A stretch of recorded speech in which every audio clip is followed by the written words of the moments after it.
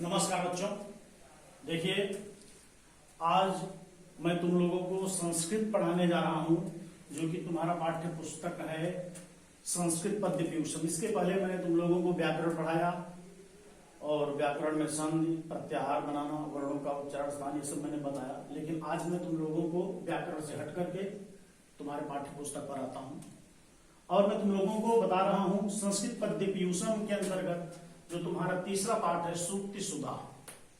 ठीक है, तो चूंकि लॉकडाउन के कारण तुम लोगों का सिलेबस कुछ कम कर दिया गया है, इसलिए आज मैं तुम लोगों के सिलेबस में जो है सूक्ति सुधा नामक पाठ उसको मैं बताने जा रहा हूँ। ठीक है, आप लोग ध्यान से इसको समझिएगा।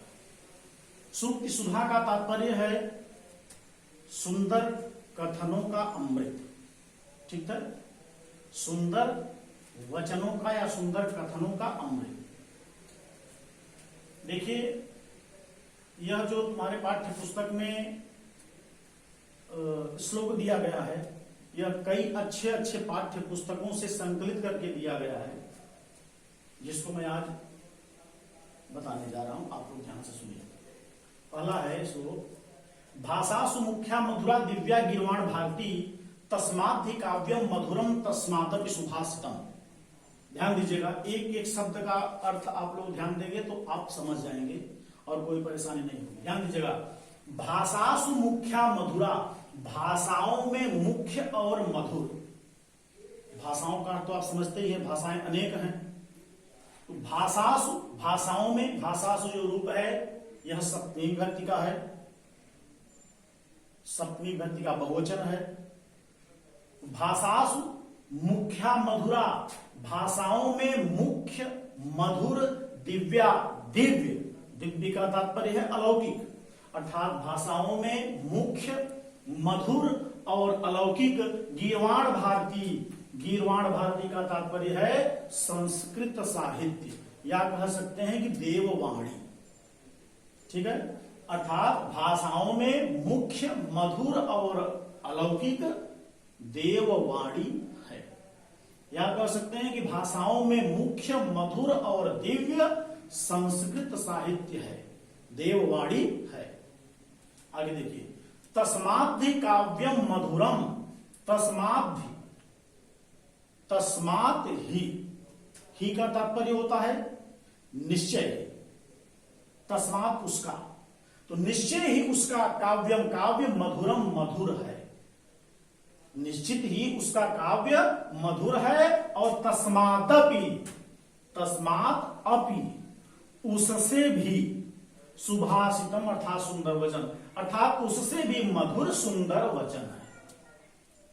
इसे देखिए, भाषासु मुख्या मधुरा दिव्या गिरवाण भारती, अर्थात भाषाओं में मुख्य मधुर और दिव्य, या कह सकते हैं अलौकिक, भाषाओं में मुख्य मधुर और दिव्य गीर्वाण भारती अर्थात देववाणी है, संस्कृत साहित्य है।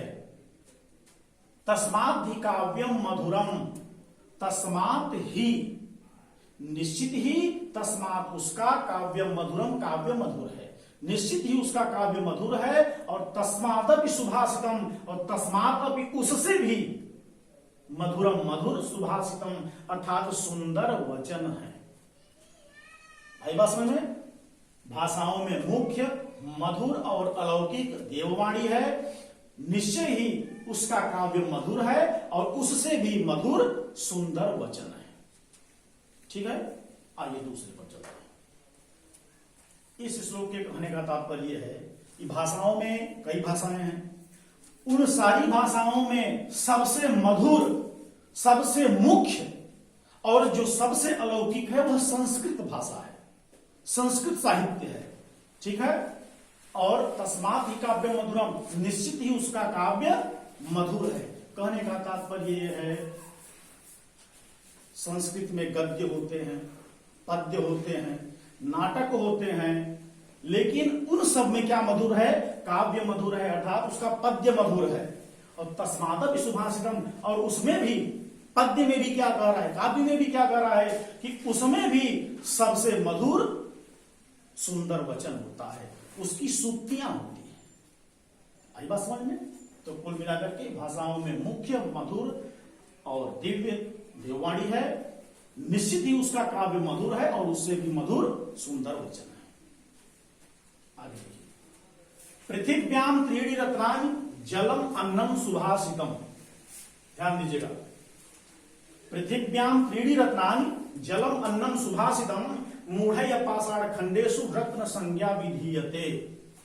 रत्न संज्ञा विधीयते, रत्नों का नाम दिया जाता है। रत्न संज्ञा का मतलब नाम होता है। रत्न संज्ञा विधीयते, रत्नों का नाम दिया जाता है। किसके द्वारा? कब? मूढ़य, मूर्खों के द्वारा। पाषाण खंडेषु अर्थात पत्थर के टुकड़ों में।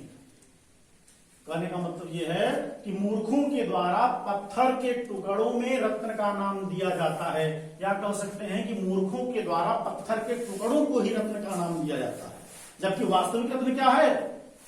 पृथिव्याम, पृथ्वी पर, त्रीणि रत्नानि, तीन रत्न होते हैं। पृथ्वी पर तीन रत्न होते हैं। जलम अन्नम सुभाषितम, इसको जब हम ये चूंकि संयोग हुआ है तो जलम अन्नम बना है, जब हम इसको विच्छेद करेंगे तो ये हो जाएगा जलम अन्नम। जलम अन्नम, चूंकि जब आधे म से जब का संयोग होगा तो वो पूरा म हो जाएगा। तो जलम अन्नम सुभाषितम अर्थात जल, अन्न और सुंदर वचन। कहने का तात्पर्य है कि पृथिव्याम त्रीणि रत्नानि अर्थात पृथ्वी पर तीन रत्न है। पृथ्वी पर तीन रत्न है। पृथिव्याम त्रीणि रत्नानि, पृथ्वी पर तीन रत्न है। जलम अन्नम सुभाषितम, जल, अन्न और सुंदर वचन। ठीक है, पृथ्वी पर तीन रत्न है। पृथिव्याम त्रीणि रत्नानि, पृथ्वी पर तीन रत्न है। जलम अन्नम सुभाषितम, जल, अन्न और सुंदर वचन। मूढ़य पाषाण खंडेषु, किंतु होता क्या है कि मूढ़य, मूर्ख लोगों के द्वारा, मूर्खों के द्वारा, पाषाण खंडेषु, पाषाण माने पत्थर, खंड का मतलब क्या होता है? टुकड़ा। मूढ़य पाषाण खंडेषु अर्थात मूर्खों के द्वारा पत्थर के टुकड़ों में रत्न संज्ञा विधीयते, रत्न का नाम दिखलाई पड़ता है, या कह सकते हैं कि मूर्खों के द्वारा पत्थर के टुकड़ों में ही रत्न का नाम दिया जाता है। वास्तविकता यह है, आप लोग ध्यान दीजिए, जब किसी व्यक्ति को भूख लगती है तो उसके सामने 1 किलो 2 किलो 2 दिन 4 दिन का भूखा व्यक्ति है, 2 किलो 3 किलो 4 किलो सोना रख देंगे, हीरा मोती रख देंगे, उससे वो संतुष्ट होगा? या उसके सामने जल रख देंगे, अन्न रख देंगे, उससे वो संतुष्ट होता है? इसलिए कहा गया है कि जो रत्न का नाम दिया जाता है, सोने चांदी हीरे मोती जवाहरात इत्यादि को, वो मूर्खों के द्वारा दिया जाता है। बुद्धिमानों का और विद्वानों के लिए तो पृथ्वी पर केवल तीन रत्न होते हैं, जल और सुंदर वचन। ठीक है, जिस प्रकार से किसी विद्वान और किसी बुद्धिमान व्यक्ति को गाली गलौज दे करके, उल्टा सीधा कह करके अगर उनको रत्न दिए जाए तो वो बिल्कुल नहीं स्वीकार करेगा। लेकिन यदि उसे कुछ भी न दिया जाए, सुंदर बातें उससे बोली जाएं, अच्छी अच्छी बातें उससे की जाएं, वो उसी में संतुष्ट रहता है। इसीलिए जल, अन्न और सुंदर वचन, ये तीन रत्न होते हैं। ठीक है, तो फिर से बात देखिए, पृथिव्याम त्रीणि रत्नानि, पृथ्वी पर तीन रत्न है, जल, अन्न और सुंदर वचन। जलम अन्नम सुभाषितम, सुभाषितम अर्थात सुंदर वचन। तो पृथ्वी पर तीन रत्न, जल, अन्न और सुंदर वचन है। मूढ़य पाषाण खंडेषु, किंतु मूर्खों के द्वारा पत्थर के टुकड़ों में रत्न संज्ञा विधीयते, रत्न का नाम किया जाता है। ठीक है, आगे काव्य शास्त्र विनोदेन कालो गच्छति धीमताम व्यसनेन च मूर्खाणाम निद्रया कलहेनवा। ध्यान दीजिएगा, धीमताम, मूर्खाणाम, दो प्रकार के मनुष्यों की बात की गई है। एक तो धीमताम और एक मूर्खाणाम। मूर्खाणाम का मतलब तो आप लोग समझ ही रहे होंगे, मूर्खों का, और धीमताम ठीक उसका विपरीत, बुद्धिमान होगा। ठीक है, तो धीमताम बुद्धिमानों का। ठीक है, तो अब इस लाइन पर हम आते हैं कि काव्य शास्त्र विनोदेन, काव्य शास्त्र के विनोद से, काव्य शास्त्र के मनोरंजन से, कालो, काल, समय, गच्छति जाता है या व्यतीत होता है धीमताम बुद्धिमानों का। बुद्धिमानों का समय काव्य शास्त्र के मनोरंजन से व्यतीत होता है। आई बात समझ में? बुद्धिमानों का समय धीमताम कालो, बुद्धिमानों का समय काव्य शास्त्र विनोदेन गच्छति, काव्य शास्त्र के मनोरंजन से व्यतीत होता है। इसके विपरीत व्यसनेन च मूर्खाणाम निद्रा कलहेनवा, अर्थात मूर्खों का समय कैसे व्यतीत होता है? व्यसनेन, व्यसन से, बुरे कार्यों से, निद्रा, निद्रा से, सोने से, वा अथवा कलहेन, झगड़ा करने से। आई बात समझ में? तो कहने का मतलब यह है कि बुद्धिमानों का समय धीमताम कालो, बुद्धिमानों का समय काव्य शास्त्र विनोदेन गच्छति, काव्य शास्त्र के मनोरंजन से व्यतीत होता है। अर्थात जो बुद्धिमान व्यक्ति होता है उसका समय व्यर्थ नहीं जाता, वो किसी की निंदा नहीं करता, किसी की चुगली नहीं करता, किसी की कोई बुराई नहीं करता है। अगर उसको समय मिलता है तो निश्चित ही वह किसी कोई अच्छी किताबें लेकर के बैठा रहता है, पढ़ता रहता है, इसी से उसका समय व्यतीत होता है, इसी के मनोरंजन से वह अपना समय व्यतीत करता है। लेकिन जो मूर्ख लोग होते हैं उनका समय कैसे व्यतीत होता है? दो चार लोगों को ले लेंगे, साथ में बैठ जाएंगे, उसने ऐसा किया, उसने ऐसा किया, वो ऐसे किया। जिसको दो चार लोग नहीं मिलते हैं वो जाकर के पंखे के नीचे आराम से सोता है ना? अथवा झगड़ा करेगा। तो कहने का मतलब यह है कि धीमताम कालो, बुद्धिमानों का समय काव्य शास्त्र विनोदेन गच्छति, काव्य शास्त्र के मनोरंजन से, काव्य शास्त्र के विनोद से व्यतीत होता है। मूर्खाणाम च, और मूर्खों का समय व्यसनेन, बुरे कार्यों से, निद्रया कलहेन वा, सोने अथवा झगड़ा करने से व्यतीत होता है। आई बात समझ में? आगे देखिए, श्लोकस्तु श्लोकताम यात यत्र तिष्ठन्ति साधवः, लकारो लुप्यते तत्र यत्र तिष्ठन्ति असाधवः। ध्यान दीजिएगा, तिष्ठन्त्य साधवः, जब हमने इसको कक्षा 9 में तुम लोगों को पढ़ाया था, यड़ संधि है इसमें, तिष्ठन्ति असाधवः, ठीक है?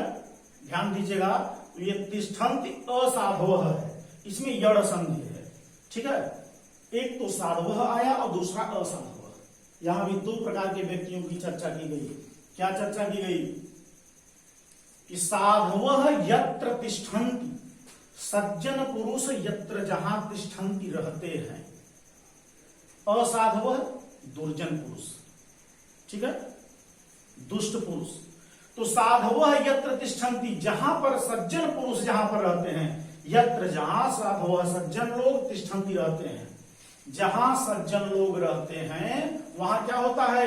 श्लोकस्तु श्लोकताम याति, श्लोकस्तु श्लोक तो, वहां श्लोक तो श्लोकताम याति, श्लोक का अर्थ होता है कीर्ति, श्लोक का अर्थ होता है कीर्ति, याति माने प्राप्त होता है।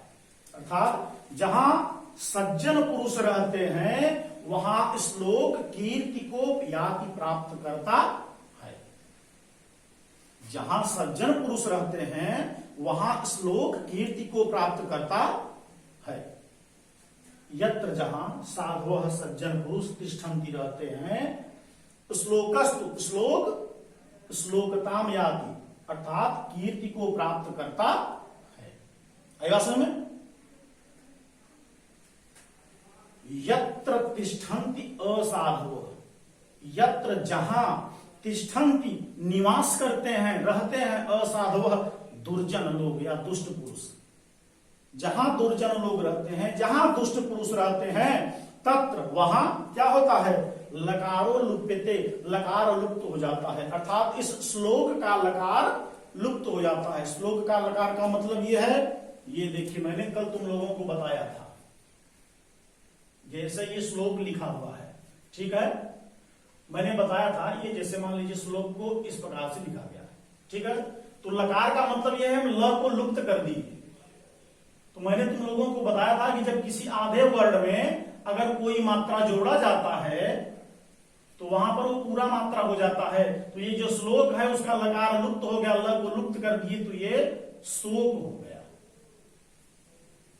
आधे समय जब ओ जोड़ेंगे तो श्लोक, ठीक है ना, क्योंकि यहां पर मैंने इसका लकार लुप्त कर दिया, ठीक है ना।